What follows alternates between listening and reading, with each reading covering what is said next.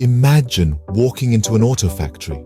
Various parts scattered around, wheels, engines, seats, and so on. But these parts don't make a car on their own. They need to be organized and assembled in a specific way to create a functional vehicle. This is what object-oriented design, or OOD, does for software development. Picture each part as an object.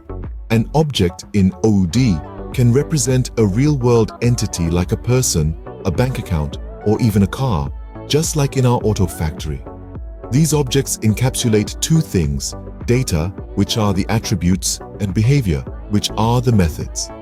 Think of the car's color or its maximum speed as data, and the ability to accelerate or brake as behavior. Objects interact with each other, just like car parts work together to make the car move. Now, where do these objects come from? They're created from something called classes.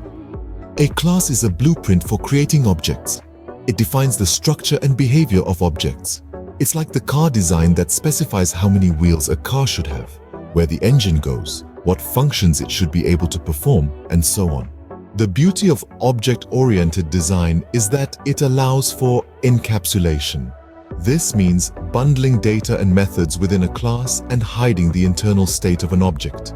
It's like how the car's engine works internally is hidden from the driver. The driver doesn't need to know the inner workings of the engine to drive the car. Another important concept is inheritance. This allows a class to inherit properties and behavior from another class. It's like how a racing car inherits common features from a standard car, but also has its own unique features. Then there's polymorphism, which allows objects to take on multiple forms. It's like how a car can be a racing car, a family car, or a vintage car. They're all cars, but they behave differently depending on their type. Finally, we have abstraction. This involves focusing on essential characteristics while hiding unnecessary details. It's like knowing that to drive, you need to use the steering wheel, accelerator, and brakes, but not needing to know how these parts work internally. Understanding these concepts of object-oriented design is crucial for developing software that's organized, modular, and maintainable.